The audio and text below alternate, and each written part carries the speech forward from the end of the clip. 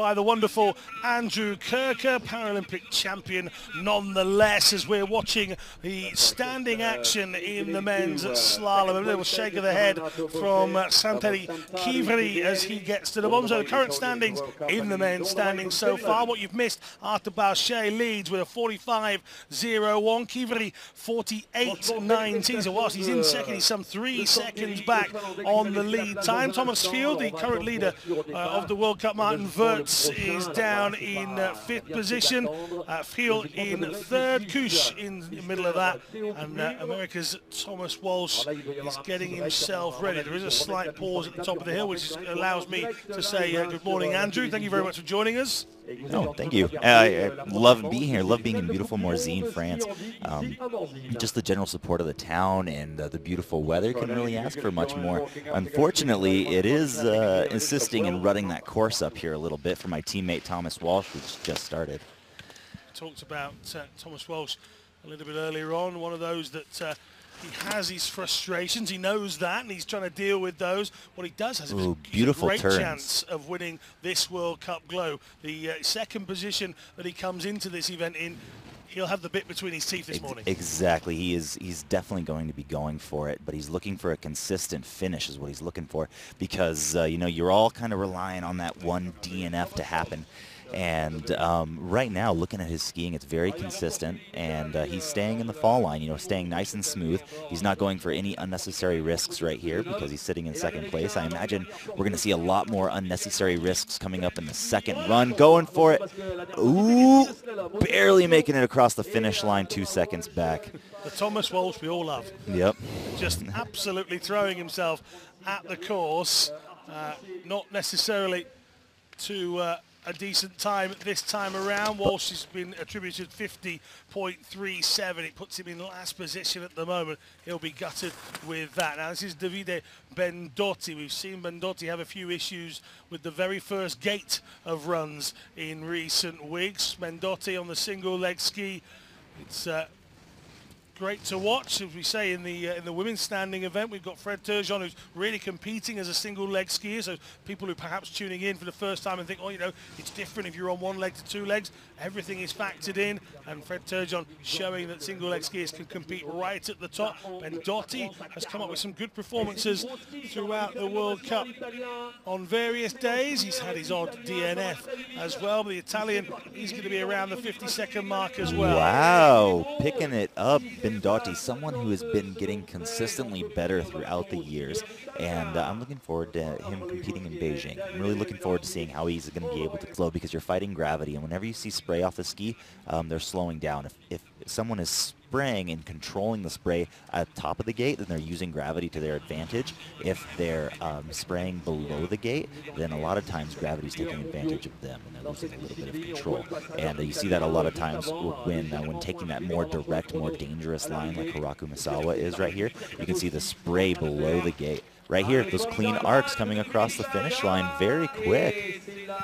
Through the line then, 50.97, a 4-time Winter Paralympian, 6th position on 3 different occasions, just trying to break into those medal placings all the time. Arthur Bauchet still leads. This young man gets better and better. Just as I say that, he falls over, of course, but this young man seems to be getting better with each run as well. Again, just 18. Kohei Takahashi makes no secret of the fact that he is just all about learning for Beijing. He doesn't mind if he doesn't win a single medal or a podium place all the way up to Beijing. He just wants to get faster and more consistent with every race. And you know, that's the mindset that makes a victor. And, you know, unfortunately, the conditions today are quite challenging, but it's something good for Kohei, because it's going to make him a better skier in the future. And the more conditions he's able to face like this, the better off it's going to make him, the more prepared it's going to make him for the future. And you can see him, he's very good, very consistent skier, clean arcs, and he's not that far off the pace, you know, for being young and just now making the World Cup circuit, only being 6 seconds back. I mean, if you look at it in the next 3 years, if he increases 2 seconds, then he's going to be right in there. Only 4 of the guys that have been so far have made it inside 50 seconds. This is Manuel Bordeaux of France, another that has been competing quite heavily in the World Cup circuit. If you were watching in La Molina, you would have seen the moment on the first day where his prosthetic was shorn off at the ankle part. Oh, yeah. And he was quite light-hearted about the whole thing, but something a little bit more unique, not something you see in sport every single day. And Bordeaux has clearly just going to get back up and go. He looked very good in the team event last night, put in some good races. He's also going to be in and around that 52nd mark, 51.17 for Bordeaux. And there goes the swing of the pole to greet the crowd at the bottom. A fair good mixture of holidaymakers and locals coming out to watch the action here on the first slalom day of 2. That should be 3 more to come here. And, you know, again, like what you were saying about the prosthetics, about the legs, about the variabilities in Paralympic sport, there's a lot of different things that go on, especially with the sit skiers. You know, you get the different sit skis, you get the different shock settings, you get the different skis that people are using, you get the different legs that people choose to use when competing, and a lot of that can make a big difference. So when it comes down to it, the variability of conditions, and then each and every different person, you know, it could be anyone's day. Right here, as you can see the slippers slipping down the course, you can see the ruts, and underneath the gates right here, that's because of the warm weather. You know, there's just been warm weather and it's softening up the snow, and a lot of people are jamming right there at the gate, and that's creating a rut. And you're going to see a lot of these sit skiers, when they start coming down, are going to be catching air right up underneath those gates, especially the higher lines, like Jeroen Kampschroer, I would say probably the best slalom skier in the world. He's going to have a lot of difficulty with that, and I think that's going to give the advantage to Jesper Petersen of Norway. I think the one thing that we know about Jesper and Jeroen is that the pair of them will actually be licking their lips because they love a good challenge as well. Oh, they do. So they'll be looking at this and going, "Yep, all right then, let's have a bit of that, and we'll see how we go." Now, this is Leander Kress, another of the youthfulness that's appeared since the Winter Games of Pyeongchang exactly 12 months ago. New names are what you need. New athletes within the sport is what each sport needs and craves. And Leander Kress, like Takahashi and Marcus Nilsson Grasto in a moment, are the new names. Oh, and tip Kress the gate. Just going out to the side. Now he believes he's well within the gate, so he can carry on, so he will do. And you need that bit of determination as well. We often see some of the athletes trying to climb back up to make sure they get back in the gate. You do, and you know, especially a young lad like this, when he's getting out there and he's just starting to compete, when it comes down to it, you know, the finishes is what you really need. But the conditions are just super challenging, and unfortunately he didn't make those gates, and I don't think he's going to get back up and he's going to try to hike for it. He's going to sit there, but you know, it's good. It's a learning experience when it comes down to it. That's what he's here for. He's here to learn. He's here to get better, and he's here to compete, and that's what we want. And the Kress drifts out to the side as he falls off the course. Second DNF in the men's standing division. And here we have Nilsson Grasto. He would have been delighted last night to have been partnered with Jesper Pedersen in that inaugural team event. What a man to have alongside you. And Marcus played his part. You can't have a team without the two. So he was part of it, and he's now a winner of the team event. He's just 17 is Marcus, and again a skier without the use of poles due to his impairments. Again, another visual one that you can see. But a very good skier. Very consistent skier, and he likes to keep it in the fall line. And you can see, you know, again, that focus on learning and getting better. You know, he's the future of this sport. He's the future of Norway Paralympic sport, and as well as Jesper Petersen. And their program just started really taking off, and I think Petersen's a big contribution to that. He's really helped to bring the limelight into Norwegian Paralympic sport, and it's starting to pick up now, giving Marcus a good chance to get here on the World Cup and put down what he can. He's back, but I imagine here in the next few years, you're definitely going to see him picking it up, and you're definitely going to see him get quite a bit quicker, especially with a teammate like Jesper. He's done a pretty full World Cup campaign as well. So this is Jules Segers, and we talk about young. This is just 16 years of age this time, and well, his ambition was to compete on the World Cup circuit. Tick. Tick. Here it is. he's doing it, and it looks like he's having a pretty good run. How would he have been feeling at the gate? 16, about to make my debut on home snow as well. I can promise he had butterflies probably sitting in the start. I haven't had a chance to meet him. I haven't had a chance to talk to him or really see how he competes. This is the very first time, but I would say that at the start he was probably quite nervous. And you know what? He's a very consistent skier. Look at him, putting it down right in there, right with everyone, pulling in an 8th place for his first World Cup. And at such a young age, that's amazing. It's consistency. And mix, isn't he, there, with inside 51 seconds. Only Thomas Walsh and Hiraku Misawa are around him, so he's in good company. And he was the final athlete of the men's standing to come then. So Balche, as we perhaps expected, is leading 45.01, but a few surprises after that. Hiveri in second has looked very good since his return from injury, and he's continuing that sort of form here. Thomas Fiel, 3rd place at the beginning of the day on the leaderboard for these Globes. He's 3rd place on the leaderboard after the first run as well. Robin Kuss, Martin Wirtz, Davide Bendotti, Thomas Walsh, Jules Segers, and Hiraku Misawa make up the top 9. After that, Bordanks, Takahashi, Brossan, and Nilsson Grasto, Jules Segers in there as well. So the men's sitting event, I know that Andrew has been excited for this one. This is what he's been waiting for. And now a chance to watch on. It's very different to take it all in from the other side, isn't it? It really is. Normally it really you're up is. there with everybody else getting ready, and you're just focused on you, aren't you? Yeah, you really are, and you're focused on your competition, your teammates, and how everything's going, and you know, the conditions and how everything's going to be. I know Thomas Fiel, sitting in 3rd right now for men's standing, is sitting right where he wants to be for that overall globe. Here we are, starting off men's sitting. Alex Cairns coming down, number 38. Now, Alex Cairns, I know we've talked quite a bit, and he's always a consistent top 10 finisher. He's put down a few podiums before, and that's just because he's such a consistent finisher. But even then, watching Cairns come down, you can see how these ruts and how this course is really starting to play a role in conditions and how it's going to affect these skiers. Just watching how he catches air off those ruts on the bottom of the gate, it makes it a little bit tougher. 26-year-old, he's originally from Vancouver, and he's been a big part of sit skiing for a few years now, and he's somebody that I think a lot of the athletes certainly respect, and they're fearful of on occasions. He can certainly come up with the big results.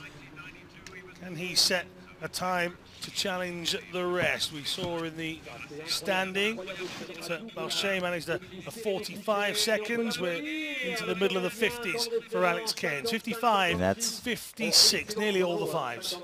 That's about what I think Alex would be expecting from himself. You know, he's a very consistent racer, made it from top to bottom, and that's what's kept him on the team so long, and that's what's kept him going, is that he is a consistent finisher. And Igor Sikorsky, he's one of my favorite sit skiers, one of my favorite racers, because he goes for it every time. And that's always fun to watch. You know, it's always exciting to watch. And whenever I see someone's line come down the hill, I always try to watch Igor's, because I know that if I can copy that line, then I'll be a victor. 28-year-old Sikorsky then trying to challenge the time set by Cairns. As we were saying at the beginning, a World Championship bronze medalist. He's in the mix. This is a wide open field when it comes to the globe, other than Jesper Pedersen, who looks like he might have this sewn up. A victory for Pedersen, or even a top 3 placing, would pretty much sew it all up. But right as long as he doesn't DNF. Well, absolutely. But right behind everybody is in the mix. Sikorsky well ahead at the first intermediate, 396. How much more can he turn the screw? Right there. Good finish, 48-38. That's a very good finish for Igor Sikorsky, and you know, that's exactly what I would expect from him. Here we have Jeroen Kampschor, and watch him on these ruts. He's going to be catching air through some of these gates, at the bottom of the gates, and unfortunately these conditions are a bit challenging for him, but he's one of my favorite racers to watch, and I think he's probably the best slalom skier in the world when it comes to technique and overall putting it down the hill. when it comes to consistency as well. He's just an amazing fluid skier, and you know, 5-time world champion this year. I was going to say a huge improvement. You think about the World Cup last year, and obviously Pyeongchang as well. He took the 1 gold. But there was a question about consistency throughout that World Cup. He would get down a really good run, then go out. Or he would have 2 sort of really good runs, and then the next day he would go out. All of that's been eradicated. All of a sudden, it's just 1 year long. Beautiful run here. Yep. Beautiful run. 4/10 ahead of Igor Sikorsky, and putting him into the lead, Jeroen Kampschor. Oh, here we have Rene Di Silvestro, again, another one of my favorite sit skiers to watch because he goes for it 100% of the time. Rene, very fast if he can put it down. How much are you excited by this guy? Because all of a sudden he's just burst into it. He was there, he was competing, he's still fairly new to the circuit. And all of a sudden, these last few weeks, he's starting to be in the mix for places. Rene, he's very fast, and you know what? He has always been very fast, and I knew he was going to be good. The thing was just figuring out that level of control between gravity and between pushing it. He's already 4/10 ahead of Jeroen Kampschor, and that is nothing that's easy to do. So can Rene Di Silvestro keep up this quality run? A former athlete in para-athletics before deciding to give para-alpine his full attention. 47.97 to take the lead. Oh, so late, and he just needs to get up right the line. by the finish line, too. Oh, disaster right at the very end, and he just cannot get himself upright here. And there is the line. What a bummer. And then here comes Taki Mori. Taki, a very consistent skier. He's been doing it for so long. And, you know, he was one of my heroes when I first got started. My very first World Cup in La Molina, Spain. It was actually World Championships, I think, back in, 2008. It might have been, and Taiki Mori just crushed everything. But again, you can see the conditions there really affecting him. When it comes to it, Taiki Mori, he goes straight at everything, and a lot of times he's a lot faster because of it. But in conditions like this, it's really going to set him back a little bit, because you talk to any sit skier and they mention Taiki Mori in a story. Doesn't matter where they're from or who they all know this guy. He's the inspiration. He is the legend of the sport for sure, and always a consistent finisher. 1.3 back, that's not very far. You know, Taiki coming into the second run, he could easily put down a 2-second run. Got a victory in the giant slalom in La Molina, and he was saying that, you know, he's sort of found his form. He knows it's late in the season, but form is form. Whenever you discover it, you're happy to find it. This is Micha Weifler from Switzerland. Factor time of 79.56. We haven't seen him all that often on the tour this year, but certainly here in Morzine wants to turn up and finish the season. 24-year-old from Biel in Switzerland, and we're looking to see how close he gets to Kampschor. Then he's already 2.83 seconds back. Yeah, being consistent on the World Cup circuit is something that really helps to give you an advantage when it comes to competing. Like, you watch Jeroen Kampschor and you watch Taiki Mori, you know, consistent finishers, and you always know that they can put one down, and they always know what that fine line is between speed and consistency. And a lot of times when you're not on the World Cup circuit consistently, it makes it a lot harder to find that speed. And being 5 seconds back is a good example of that from Weifler here. Kampschor's time then, 47.97. Sikorsky still sitting in second position, and Taiki Mori, experienced Japanese sit skier, in third. Marcus Kratterhofer. So some very good performances from Marcus in La Molina. Equally, again, so a couple of DNFs of his that were frustrating for him, but when he's on his game, he looks like one that can really compete as well. You know, he won a few GSs last year as well. You know, he can really put it down. And the thing is when it comes to it, especially in these conditions, I think the consistency is really where he's going to be lacking, unfortunately, because these conditions and with his disability, like you can see the factored time, it's a 72.97. He has more of a factored time. That's because he has a higher disability as a, I believe he's a 10-2, and that just makes it a lot more difficult to deal and manage with a lot of these conditions. Right? And right there you can see, like he tipped the end of the gate, and that rut that was sitting right at the base of the gate got him, and it threw him off just a little bit. And not having those abdominals to really catch yourself makes it a lot more difficult. But you know, it's something that that you really look forward to, is because sometimes, you know, whether the conditions are there or not, you overcome it and you're able to really accomplish what you're going for. Hard to believe that Niels de Lange only won his first World Cup medal last week in La Molina, because he always seems like he's quick, always seems like he's challenging, and he was already a silver medalist winner at the World Championships before he even picked up his first World Cup medal. So quite astonishing, the youngster. And as you said, would be great to have. Can you imagine having somebody just as good as you to train with day in, day out, really push you along? Very similar age, very similar characters, and both of them just love to go as quick as possible. I used to have that with Tyler Walker before he retired, and it's something that I truly loved as a competitor. And watching him now, you can see Niels just get better and better and better throughout the years, and I think that's a huge factor of that is because Jeroen has come along, and their team camaraderie and their team competitiveness have really helped to make a difference. And even though Niels is 3 seconds back right here, coming into the second run, I think he can really, really put one down. And here's the leader coming in. I think he's got this globe just about solidified.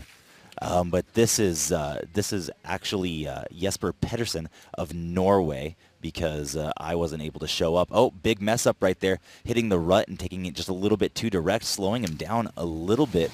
Can he edge out Jeroen Kampschor here, or can he just stay consistent and make it down? The thing here with Jesper Pedersen is he just needs to finish to get that globe. If he doesn't finish, then he could go out right here, and then it could be anyone's game.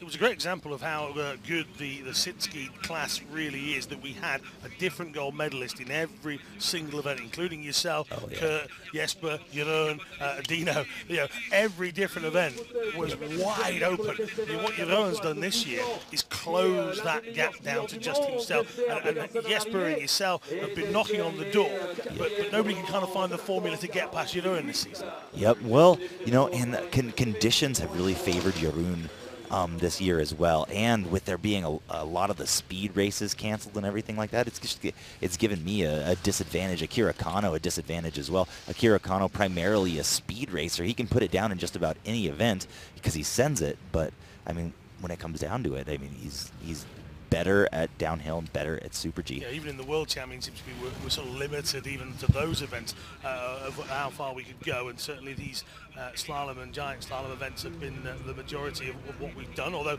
saying that, we haven't seen slalom since Zagreb on the World Cup Tour. 2.71 seconds back for the 32-year-old. Oh, he wishes he was 23. 32-year-old, and again another very, very experienced athlete, competing since around about 2004. Another that's already been to 3 Winter Paralympic Games. And winning 2 golds in Sochi. Absolutely. In the downhill and the Super G. Is an extremely competitive speed skier, extremely consistent. And seeing him cross the finish line here in slalom is something I would expect. 5 seconds back is also something I would expect from Akira Kano. The fact that he can put one down is there, though, and I think that's why he keeps sending it in slalom. This is what makes parasport spectacular all the time and very different to other sports. You see here, Floris Meijer is the third of the Dutch athletes. He's 10 years older than Niels and Jeroen, but Floris is an athlete that acquired his impairment as opposed to being born with it. So Floris is learning not only about being sit-skiing, but day to day learning about having his impairment. And that makes a big difference. You know, like myself, I became disabled in a 4-wheeler accident when I was 13 years old, and then I started skiing when I was 15.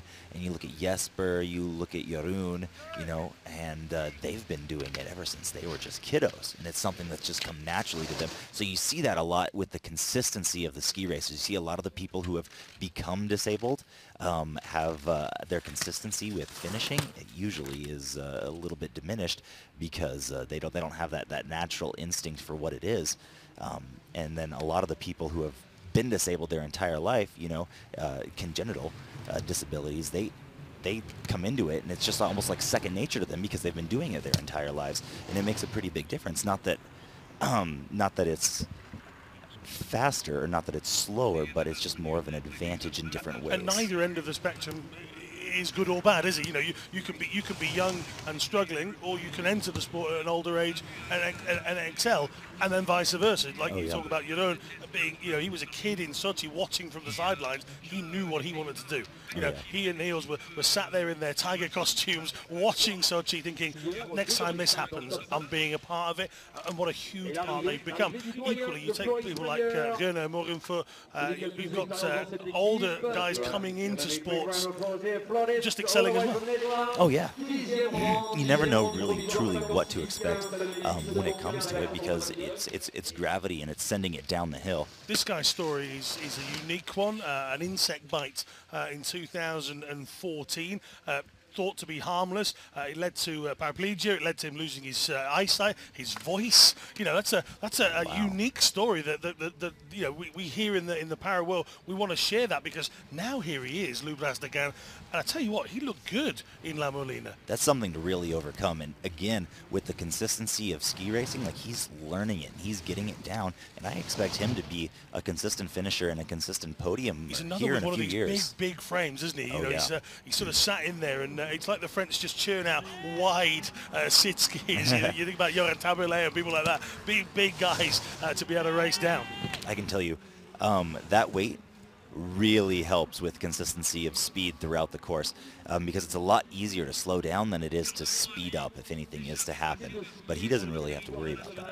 You know, he can just stay consistent and stay from top to bottom turning, and a lot of times, you know, he'll be pretty quick, even though he's pretty new to the sport. And he's a consistent finisher. You can see him right here, less than 10 seconds back, and that's something to be proud of. He had a huge mess up. He had a huge mess up there at the top, and you know, that's something that just happens with the sport. Jurne Slivnik. Yeah, he's a likable guy. He's very often just sort of, you can see him smiling away down the bottom. He's always chatting away. He's fairly new to the sport, but he's been blessed with having world champs and world cups on his doorstep in Kranjska in the last couple of years, and he's loved it because it's sort of legendary status. People have come out to watch him on his home circuit. He even had I think it was the Prime Minister or the President of the country coming out to watch him. I mean, that's amazing. In Kranjska earlier this year, he said he was going to have his entire school come out just to watch him, and they did, and it was, you know, it was awesome to see. And as far as Jurne is concerned, he's wanting to be right on that level with Jeroen and right on that level with Jesper, and slalom really is his specialty. You know, he comes out and he's really looking to get a lot quicker, and but I know for a fact consistency is going to be key for him in this, and just like that. Oh, hi, Mom. Jurne Slivnik. I know he saw me say hi, Mom, at the slalom over in Kranjska Gora. Now he said every time when he gets to the bottom, he's going to do it. Okay, so that is the end of the men's sitting event in the slalom. A usual sight it has been in the 2019 calendar. Jeroen Kampschler sits at the top, but it's not by much. Igor Sikorsky with possibly his best run of the season so far, 48.38.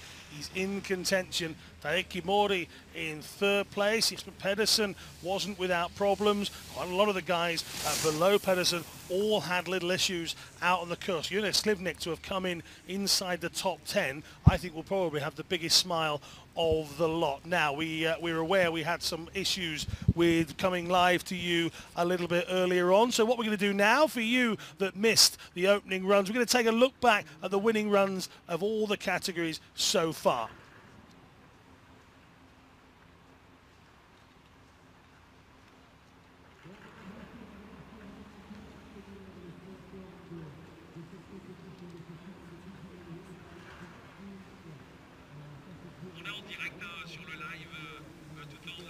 So we'll go right back to the start of the women's VI event then, and Melissa Perrine started us off, and Perrine finished in third position. In fact, she was second after the first run.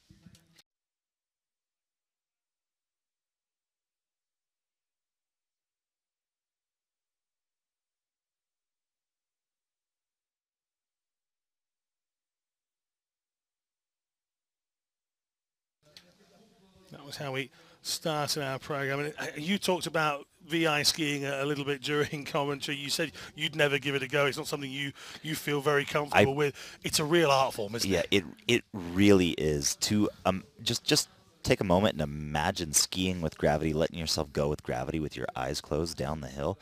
That's something that's almost unbelievable. You don't know where the gates are, whether they're coming at you, and you're putting all your trust into one person that's sliding on snow in front of you. It's a crazy thought. Obviously, there are differing eye conditions throughout. So somebody like Morzine really doesn't like it when it's raining. The dots of rain on her goggles really affects her vision. So little bits of snow or rain, and she says sometimes you can just count that day out. I'm going to struggle more than the person next to me. Some people with light and shade. We have a lot of courses where there's high trees either side, and then all of a sudden you go into a vast open space. So you've gone from a massive dark, shadowy part of the course into this bright light, and that can massively affect. Nothing seems to be affecting this young lady at the moment. Give me your thoughts on young Veronika Aigner bursting onto the scene at the beginning of this year. She's had some good Europa Cup successes as well. The family of Aigners seem very, very good. She just looks like she's been around for a while. Working with her sister, being so young, being consistent, and being from a country that loves skiing has given this girl so many different advantages, and I expect to see her do nothing but get better throughout these next few years. She jumps onto the World Cup circuit and is virtually dominating. I expect to see her only get better throughout these next few years. So Veronika Aigner comes in 50.11, and as Andrew was saying, you have your sister alongside you. We've had husband and wife pairings, you have a brother pairings, sister pairings. So again, if you get a family member to do it, like straight away your heart's in that, isn't it? Oh, I imagine so. Yeah, I mean, and that's because it really comes down to you're both in it for the victory, and it's someone that you trust, someone that you know. When it comes down to it, you have to put a lot of trust in the person in front of you that is leading you down the hill, sliding on snow in such a dangerous fashion when so many different things can happen. So when it comes to that, if it's someone who you're able to communicate with, that you grew up with, and you understand how to manage that communication skill, you put a lot more trust in that individual, and I think that makes a huge difference. Well, that's how the women's VI finished then. Aigner from Perrine from Fitzpatrick. No surprises in the women's standing whatsoever. Talk to me about just how good this lady is, not just on the slopes, but for this sport in general. She's a wonderful person to have as a beacon, as a representative within our para-alpine sport. Without a doubt, the best in the world, a consistent and wonderful skier, great person, amazing personality, and I mean, there's a reason there's so many people here showing up in Morzine, France to watch us race, and they're loving the competition. It's because, Marie Bochet makes such a great name for the sport here in France, and handy sport in general. It's something that's great to see, and being a competitor is something that she loves to do, and just having a humble heart is something that goes along with it, that makes her even that much more beautiful as a skier. Okay, the results of the women's standing coming up for you then. As we said, no real surprises. Anna Maria Rieder in second. That might be a slightly more of a surprise than anything else. Alana Ramsey, Frederick Turgeon had real difficulties in the first run. She will be driven to get herself higher on that board. Let's take a look at Annalena Forster in the women's sitting then. If Jeroen Kampschreur enjoys the slalom, it's fair to say that Annalena Forster in the women's division certainly enjoys it. Oh, she certainly does. But I will tell you what, Momoka Moroka riding right on her. It's going to be a tight race coming in here, and they're both looking for that globe. Right now, it could go either way with these victories here in the slalom. So Momoka Moroka really looking to take Annalena Forster off that leading position. But, I mean, just looking at her skiing right now, it's so consistent, and she's a very, very good slalom skier.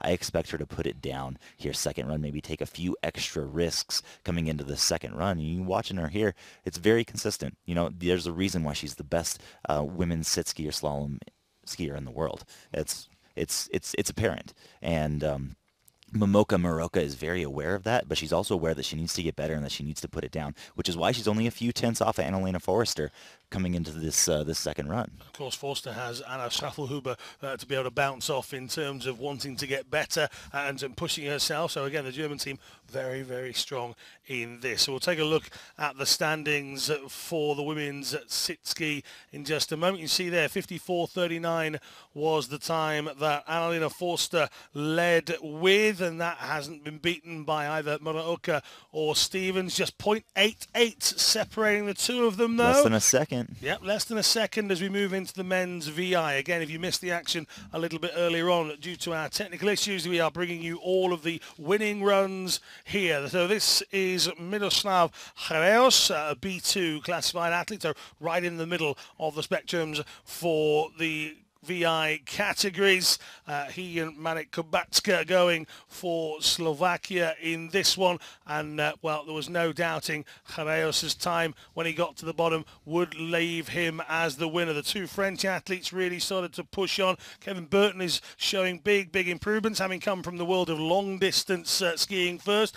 What makes you want to go from biathlon to cross country to the short distances? Just the fact that it's a lot shorter. Well, I'm sure if you were to talk to Kevin Burton, he would say it was a lot easier for one, but also he likes action sports. He likes that gravity, and he likes, you know, the fact that you're sitting on edge and that you could crash any moment and that you really get to go for it. And he likes the action in sport just like anyone else does. And right here you see Miroslav Hreos coming down 8 seconds ahead. And, I mean, he did a very good job, very consistent in that first run. Again, he's one of those racers that just really goes for it, really tries to put it down the hill, and has a really fast run, but is always an option of going out because he pushes it so hard. And that's why we keep on watching. Hreos leads then 48.25 from Delaplace and Savard. And talking of Frenchmen,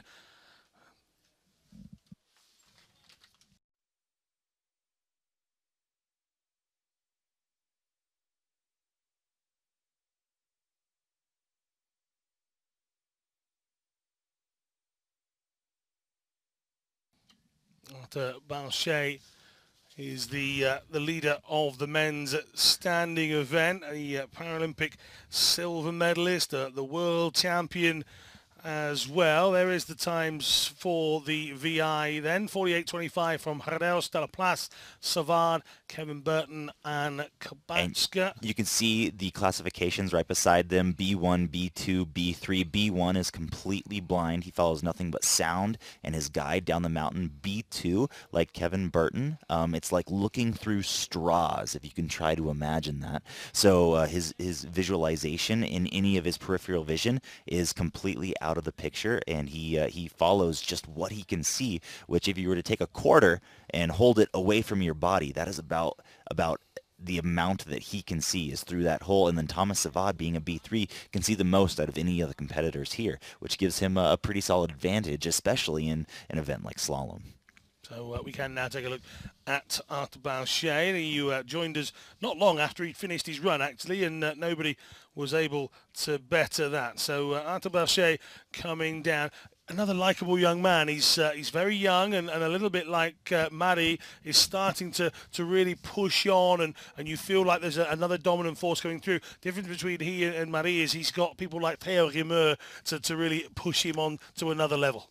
Oh, he really does, and he is a very consistent, very good racer. He's got a good factor, and he's able to ski extremely well with that factor, which gives him an advantage in so many different ways and so many different conditions.